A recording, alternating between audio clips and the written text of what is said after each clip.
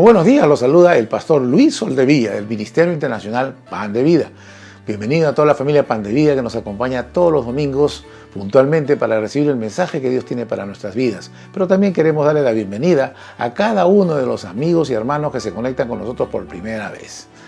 Hemos estado compartiendo las semanas anteriores acerca de todos aquellos enemigos que se levantan o que se oponen a que nosotros podamos disfrutar de todas las bendiciones que el Señor alcanzó para nosotros a través de su Hijo Jesucristo, especialmente en estos tiempos de pandemia, de crisis económica, de crisis laboral. ¿Cómo uno puede pensar en bendiciones? Yo te digo que sí. Dios es tan bueno que en medio de la peor circunstancia, Dios va a manifestar ese amor, ese poder para poder bendecirte. Hoy vamos a hablar acerca de un enemigo oculto que se encuentra mucho más cerca de lo que te puedas imaginar. Vamos a descubrirlo a la luz de la palabra de Dios y a neutralizarlo con el poder y el amor de Dios. Acompáñanos.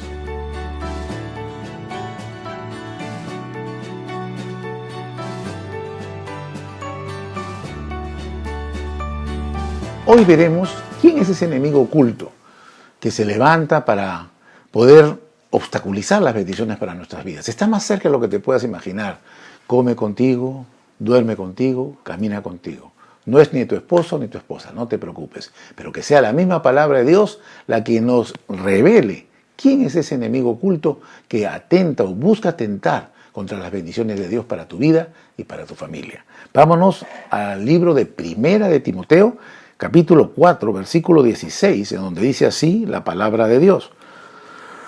Ten cuidado de ti mismo y de la doctrina y persiste en ello, pues haciendo esto te salvarás a ti mismo y a los que te oyeren. Pablo no le dice en este consejo que se cuide de los borrachos, de los drogadictos, de los mundanos, de los adúlteros. En primer lugar, lo que le dice, antes que nada, cuídate de ti mismo. ¿Y de qué tenía que cuidarse? ¿Qué es lo que ocurría? O lo que podría ocurrir no solo en la vida de Timoteo, sino en la de cualquier hombre. ¿Por qué tenemos que cuidarnos de nosotros mismos?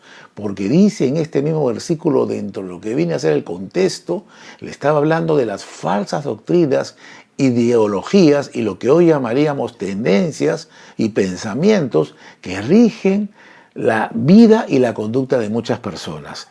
Vemos nosotros cómo el apóstol Pablo le estaba advirtiendo a Timoteo que tenga mucho cuidado con sus convicciones, que tenga mucho cuidado en guardar la sana doctrina que había aprendido del Señor Jesucristo a través de Pablo, su mentor y su padre espiritual.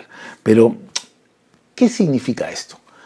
Habíamos estado hablando el domingo pasado acerca de que la vida de las personas se encuentra vacía de bendiciones porque no existe un orden en ellas. Habíamos citado Génesis capítulo 1, versículo 3, donde de una forma analógica dice la palabra de Dios y la tierra se encontraba desordenada y vacía, aplicando una analogía a la vida de los hombres, que la vida de los hombres se encuentran vacías por causa del desorden. Y habíamos hablado acerca de las prioridades, habíamos llegado a la conclusión de que la mayor prioridad, que el todo de los hombres debe ser la presencia de Dios, la presencia de Dios Jesucristo como el sol de justicia y todas las otras actividades de nuestras vidas alrededor de Él.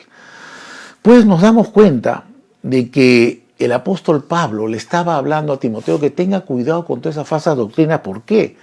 Porque en el pensamiento humano se ha generado o se ha tomado un pensamiento que altera las prioridades que acabamos de compartir, que hace que Dios salga del centro de lo que viene a ser la creación, el centro de nuestras vidas, y esta corriente de pensamiento coloca al hombre en medio de la creación. En otras palabras, el hombre toma el lugar de Dios.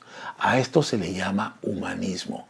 Es esta corriente de pensamiento doctrinal que se manifestó como una ideología o doctrina alrededor de los siglos XIV y XV, pero ellos se alimentan de la filosofía, la corriente de pensamientos de la antigua Grecia y Roma.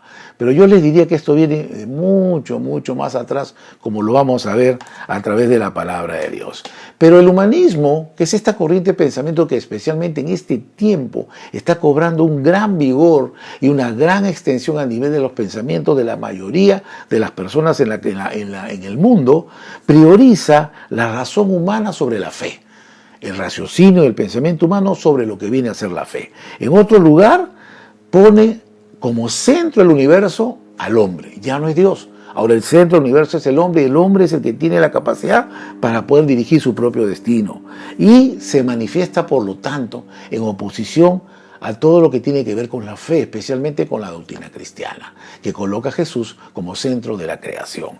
Sabemos que también el humanismo tiene un principio fundamental que rechaza todo tipo de creencia o dogma.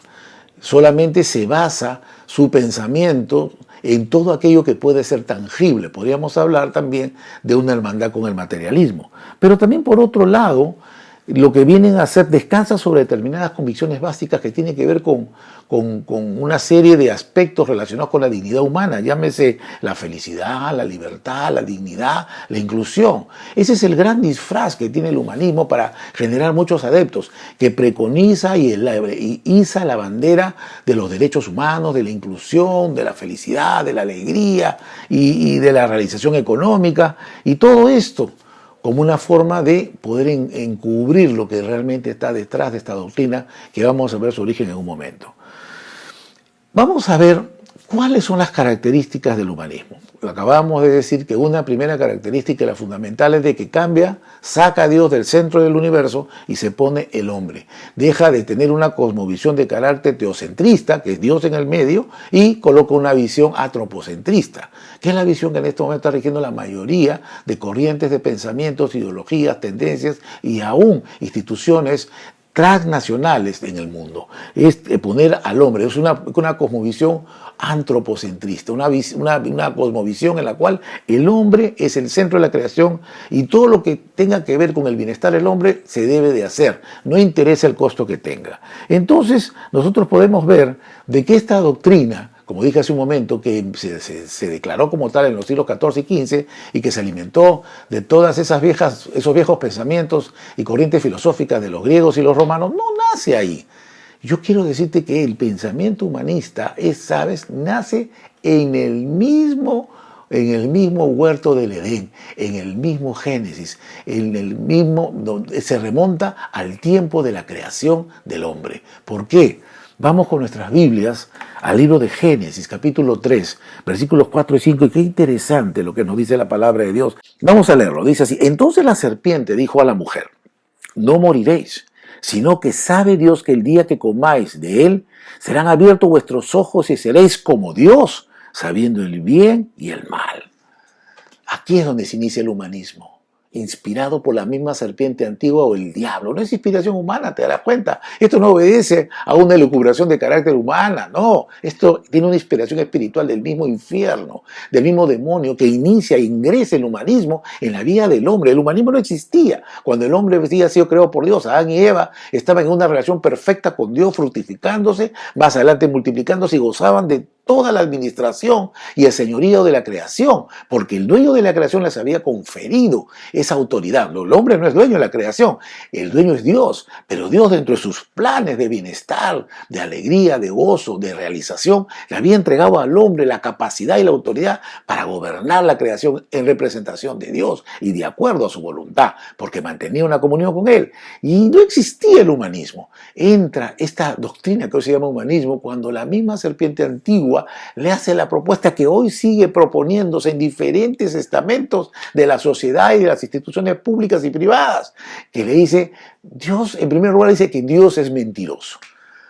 Es lo primero que le dice la serpiente, que todo lo que tiene que ver con Dios es mentira. Hoy podemos ver que eso está ocurriendo, ¿no? No aceptan dogmas, temas de fe, no, hay que comprobarlo, porque Dios, si yo no lo toco, si yo no lo veo, si yo no lo huelo, Dios no existe, materialismo puro. Y eso es lo que hoy se está preconizando. La serpiente también le dijo, Dios es mentiroso, le dijo, porque no van a morir. ¿Qué le había dicho Dios? El día que comas de este fruto, puedes comer de todos los millones de árboles, pero solo de uno no podías comer, porque el día que comas de este fruto ciertamente morirán, dijo el Señor. Y la serpiente dice, mentira. No van a morir. Al decir mentira, no van a morir. ¿Qué está diciendo? Que Dios es mentiroso.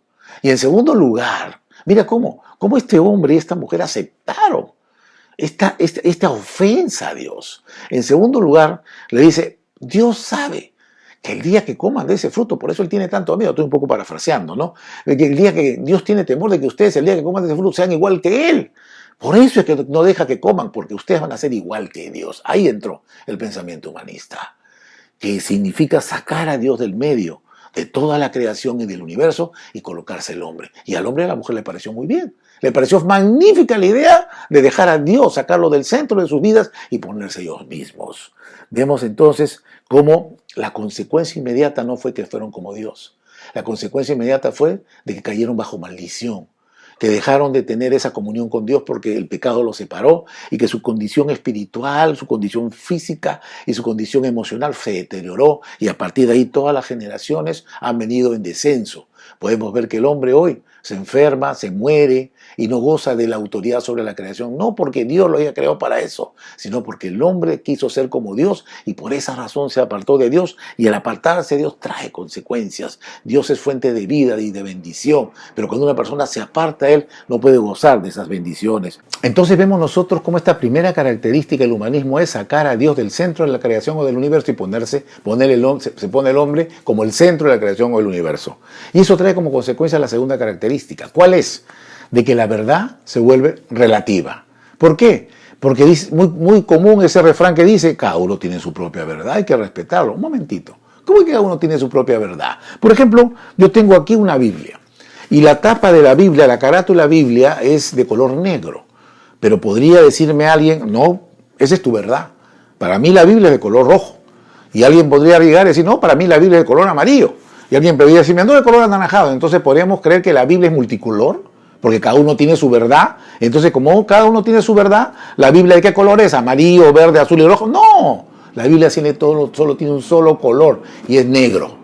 Entonces, así también la verdad es una sola, porque no puede ser relativa. Justamente la primera consecuencia que viene dentro de la vida de la humanidad es que al creerse como Dios, porque eso es lo que le ofreció el diablo, porque introduce el humanismo, que significa quitar a Dios del medio y ponerse el hombre ahí usurpando el lugar que le corresponde a Dios, era de que en ese momento cada hombre, como es Dios, entonces cada hombre tiene su propia verdad. Y se generó la relatividad de la verdad. La verdad es relativa. Hay mucha gente que defiende, no, la verdad no es absoluta, la verdad es relativa a cada persona, a cada sociedad, a cada tiempo, a cada cultura. Cada uno tiene su propia verdad, y esa es una gran mentira. ¿Por qué? Porque vemos nosotros que eso ha traído como consecuencia de que esta sociedad se vaya desvalorizando cada vez más, esta sociedad se vaya deteriorando cada vez más. ¿Por qué?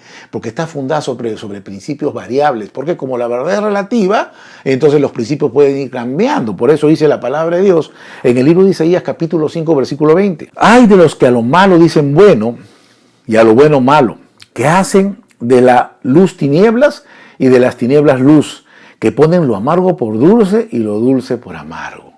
Esa es la consecuencia de la relatividad de la verdad, que los principios van a ir cambiando. Como decía un disco de rock de hace muchos años atrás, decía lo que antes, ¿no? Dicen, lo que antes eran vicios, ahora son hábitos. Mira tú, lo que antes eran vicios, ahora son hábitos. ¿Por qué? Porque vemos cómo cada día, a raíz de la relatividad de la verdad, a las cosas malas de antes ahora son buenas.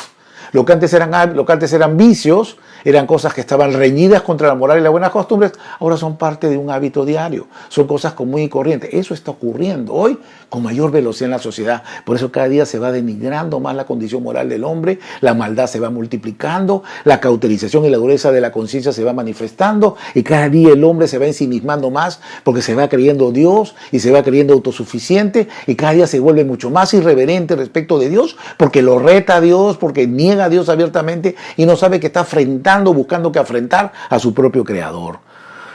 Es por eso que aparecen todos estos pensamientos como la verdad es relativa a cada persona, entonces cada persona es Dios, entonces cada uno tiene su verdad. Entonces por eso que estamos sumergiendo nuestra sociedad a una sociedad maquiavélica. ¿Sabes qué significa eso?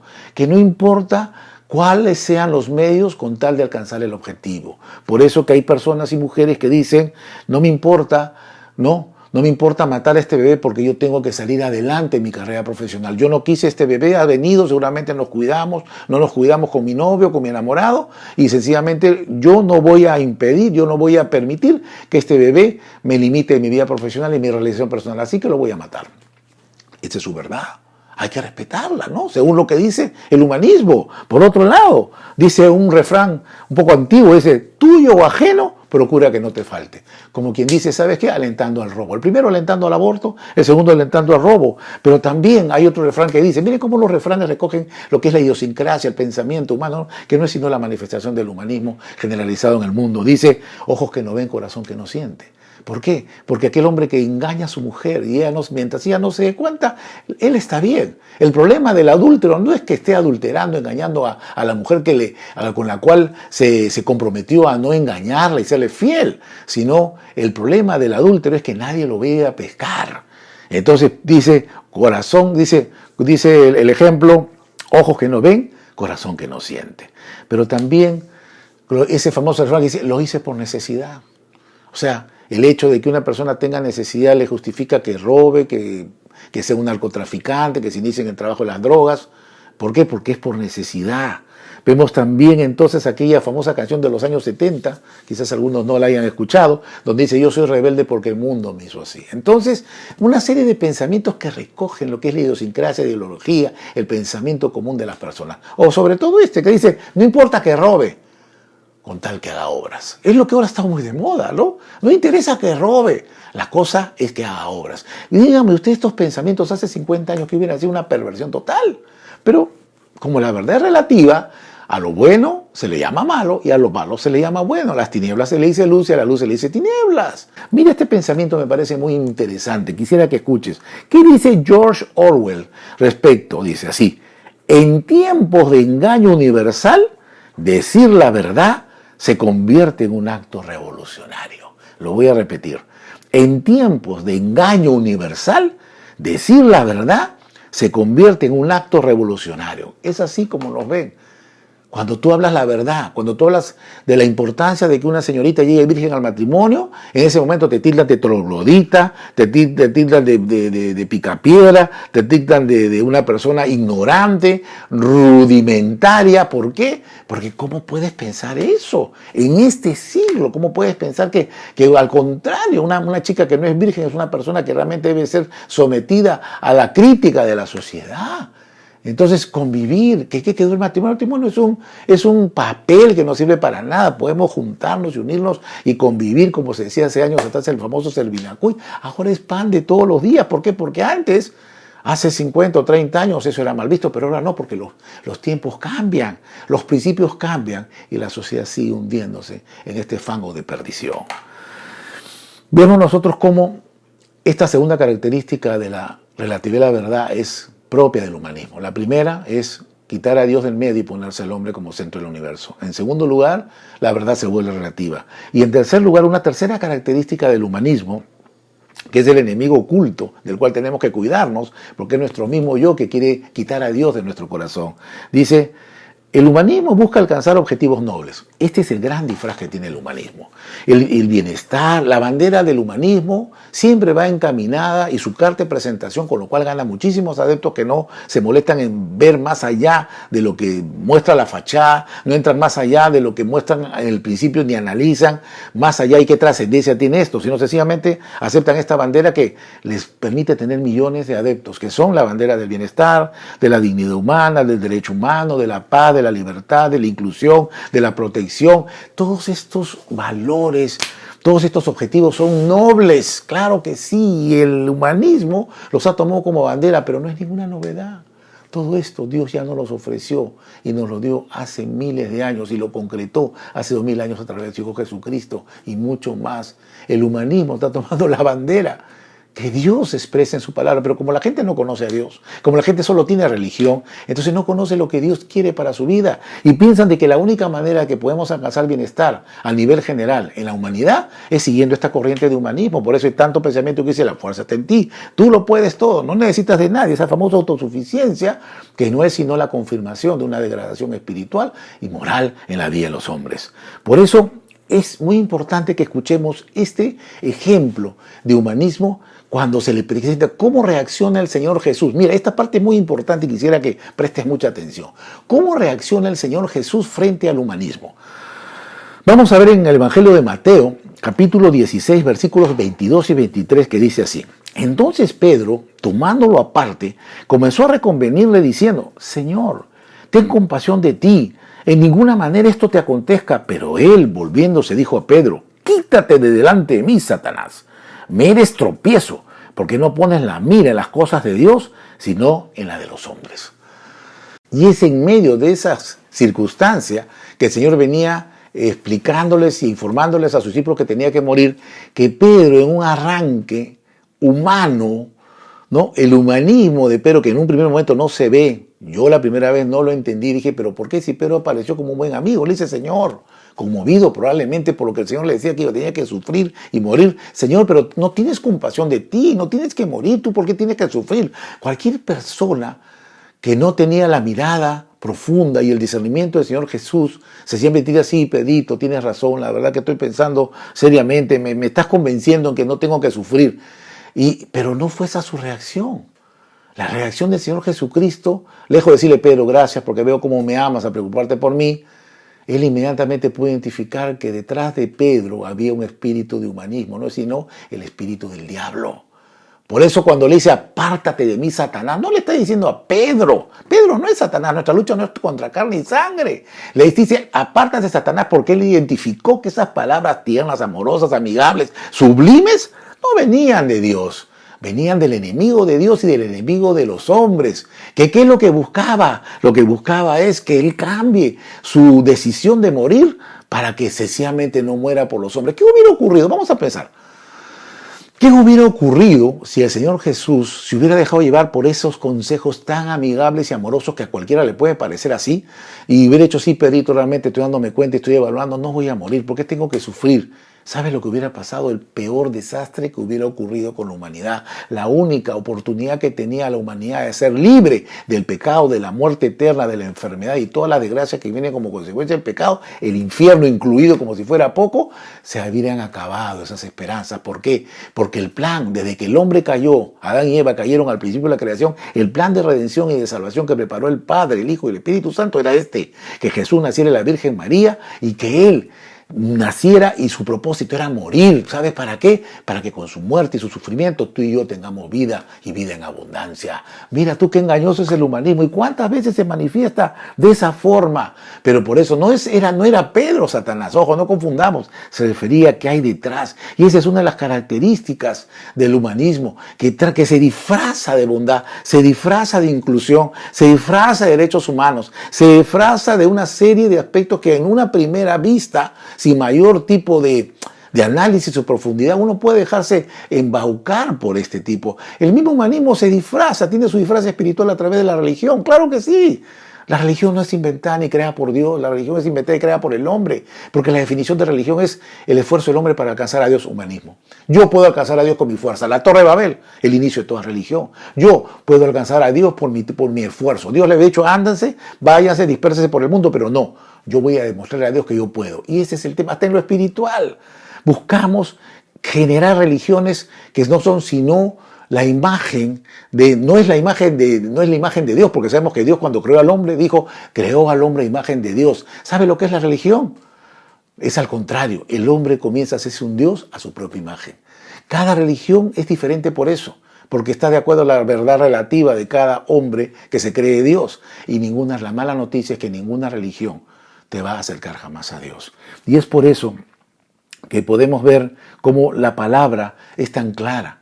Las buenas intenciones de Pedro iban a llevarnos a toda la humanidad al infierno. Por eso dice la palabra de Dios en Proverbios capítulo 14, versículo 12. Hay camino que al hombre le parece derecho, pero su fin es camino de muerte. Ese refrán popular que dice, el camino al infierno está empedrado de buenas intenciones. Nosotros, ¿sabes qué? No podemos dejarnos ver por la primera impresión, tenemos que ver qué hay detrás de cada circunstancia que se presenta. Dice el Evangelio de Lucas capítulo 16, versículo 15. Entonces les dijo, vosotros sois los que os justificáis a vosotros mismos delante de los hombres, mas Dios conoce vuestros corazones porque lo que los hombres tienen por sublime, delante de Dios es abominación. Y es cierto. ¿Cuántas cosas nos hacen suspirar? ¿Cuántas historias de amor de repente dicen, ay, mira qué lindo, el hombre maltratado por la esposa, que es una bruja, que es una fea, que es una mala, encuentra en la secretaria ese amor que siempre esperó? ¿Qué hay detrás de eso sublime? El adulterio. Que mira los jovencitos, historias de jovencitos que van, se conocen por primera vez, ni siquiera se conocen el nombre, se van a la cama. Qué lindo, qué sublime amor, la gente suspira y no saben qué hay detrás de eso, fornicación. No presentan la otra parte de la película, cuando la mujer sale embarazada y tiene que abortar, o cuando salen embarazados, cuando sale embarazada la mujer tiene que casarse con alguien por, entre comillas, culpa del bebé. Entonces vemos nosotros cómo todos, no todo lo que brilla es oro. Por eso el humanismo disfraza de derechos humanos, disfraza de inclusión, disfraza de caridad, disfraza de solidaridad, muchas cosas que detrás de ellas hay perdición y muerte. Por eso tenemos que tener que entender claramente que todas estas bendiciones, que todas estas manifestaciones de bienestar para la humanidad no son inventadas por el hombre, querido amigo y hermano, son generadas por el corazón de Dios. Porque cuando el hombre busca alcanzar estas bendiciones, no son sostenibles. Si queremos utilizar un término actual, no son sostenibles. Sí pueden alcanzar un bienestar, pero no es temporal. Vas a darte cuenta que todo aquello que el hombre hace de su propia fuerza puede durar un poco, pero siempre va a caer, porque sabes que la palabra es clara al decirnos que toda edificación que hagamos tiene que ser hecha sobre la roca. ¿Quién es la roca? Jesús, sobre la base del pensamiento, la voluntad de Dios expresada en su palabra, considerándola a Dios como el centro de la creación. Cuando empezamos a hacer las cosas a nuestra manera, probablemente tengan un éxito temporal o parcial, pero no total. Cuando tú comienzas a buscar a Dios, las bendiciones te van a seguir y serán sostenibles, serán para toda la vida y lo mejor aún, que serán para ti y para tu descendencia. ¿Por qué? Porque somos trascendentes. Esto es algo que el humanismo no contempla. El humanismo maneja mucho el criterio de inmediatez. No, maneja mucho el criterio del hoy. Hoy vive la vida, hoy disfruta, mañana ya será. Hay canciones que hablan de eso inclusive. ¿Por qué? Porque es muy sensorial. Se basa mucho en las sensaciones, en las percepciones, en la carne, en las emociones. No interesa lo que venga mañana. Por eso, mientras que cuando una persona realmente va a buscar las bendiciones de Dios, las bendiciones de Dios te seguirán y te alcanzarán a ti y podrás tú, Dios a través tuyo, bendecir a tu familia por 1000 generaciones. Es una gran mentira, entonces, nada más alejado de la verdad cuando el humanismo se levanta contra la iglesia, se levanta contra los principios de Dios y quiere hacer aparecer a Dios como una persona que no ama a las mujeres embarazadas, que Dios no ama a los hombres que quieren desarrollar algún tipo de relación afectiva, que Dios está en contra de la felicidad, de la inclusión y lo de mentira. No hay nada más alejado de la verdad. Dios tiene un plan perfecto para cada uno de nosotros y ese plan está basado en una sola voluntad y una sola verdad, en donde Dios tiene que ser el centro. ¿Por qué? Porque si nosotros queremos que Dios nos sirva a nosotros, va a ser como la lámpara de Aladino. Frotamos la lámpara y que salga Dios y te diga, amo, ¿qué hago? No, Dios no es así. Dios no es el genio de la lámpara de Aladino. Dios es Dios. Y nosotros hemos sido hechos a imagen de Dios y no Dios a imagen nuestra. Nosotros somos la creación, Él es el creador. Por lo tanto, cuando hablamos de todos estos valores que presentan las instituciones humanistas y todo lo demás, quiere decir que eso ya está en el corazón y en la voluntad de Dios desde que creó al hombre. Cuando Dios creó al hombre, ¿lo creó para qué? Para que tenga comunión con Dios, para que se multiplique, para que se señoree la creación. La palabra pobreza, enfermedad, muerte no estaban en el plan de Dios, vinieron como consecuencia del humanismo que hizo que el hombre quiera ser igual que Dios y eso lo separó de Dios y hasta ahora lo sigue separando y lo sigue engañando como le engañó la serpiente, haciéndole creer que Dios es el culpable de la desgracia humana. Y es por eso que muchos corrientes de humanismo ven a la iglesia como enemigo, porque piensan que es una iglesia troglodita, una iglesia totalmente trasnochada y que no tiene amor por los demás, cuando el verdadero amor, el que te sostiene, es el amor de Dios. ¿Qué más prueba de amor que el que envió a su único Hijo Jesucristo, el cual nació de la Virgen María y se hizo hombre y creció y fue tentado y nunca pecó? ¿Qué más amor que enviar a su único Hijo a morir por todos nosotros y cargar nuestros pecados, maldiciones, pobrezas, muertes, enfermedades? ¿Qué más amor? Dice, al que no escatimó a su único Hijo, ¿cómo no dará con él todas las cosas? ¿Sabes qué? Hoy nos damos cuenta que ese enemigo oculto puede estar dentro de ti mismo si no tienes cuidado de filtrar todos esos pensamientos, todas esas doctrinas engañosas que se disfrazan de religión, que se disfrazan de bienestar, que se disfrazan de ilusión, que se disfrazan de empoderamiento de la mujer, del hombre, del niño, del anciano, no lo sé. Pero si no está Dios ahí, fracaso garantizado. Por eso hoy tú tienes la oportunidad más grande de volver a tener a Jesús en el centro de tu vida. El centro de tu universo es Él. ¿Cómo? abriéndole tu corazón, reconociéndolo a Él como el único camino para llegar a Dios, porque no hay otra forma, no la busques, no la vas a encontrar y vas a perder tiempo. El único camino para llegar a Dios es Jesucristo. No hay otro nombre dado a los hombres en el cual podamos ser salvos, solo Jesús, porque Él pagó el precio. Él murió y resucitó. Por eso Él es el único camino. Y hoy Él quiere entrar en tu vida. No para que cambies de religión, sino para que cambies de destino, para que cambies de vida. ¿Y sabes cómo? Reconociendo que necesitas de Jesús y abriéndole tu corazón a través de esta oración. Vamos a orar. Y te invito a que hagas esta oración en voz alta y con todo tu corazón puesto en Jesús. Vamos a hacer esta oración. Señor Jesús, hoy he comprendido que mi más grande enemigo es mi orgullo y mi yo mismo. Yo te pido perdón porque en muchas áreas de mi vida, o en todas, yo he sido el centro, egoístamente, Señor. Porque te he tenido desplazado de mi vida solamente como una imagen religiosa y nada más. Hoy me arrepiento porque eso me ha llevado a alejarme de ti y a pecar. Porque todos los pecados son las causas de mis males, Señor, no tú. Por eso me arrepiento y te pido perdón. Y te abro mi corazón, Señor Jesús, y te recibo como mi Salvador único y suficiente y como mi Señor. Ven, Señor Jesús, te necesito. Gracias te doy, Señor Jesús, en el nombre de Jesús. Amén y amén. Quiero felicitarte si has hecho esta oración por primera vez. Quiero decirte que tu vida ha cambiado. Si Jesús es el centro del universo en tu vida, hoy tu vida va a empezar a experimentar todas esas bendiciones, no porque tú las persigas, sino porque ellas te van a seguir a ti. Queremos despedirnos, invitarte a que nos podamos ver la próxima semana en este mismo horario, en este mismo medio. No te olvides que si quieres que oremos por ti o que te podamos explicar más acerca de este maravilloso mensaje que Dios tiene para ti cada día, queremos que te comuniques con nosotros a través de nuestra página web que está saliendo en este momento en la pantalla. Toma nota y comunícate con nosotros, va a ser una gran bendición poderte servir. Dios mediante, nos vemos el próximo domingo. Que Dios te bendiga.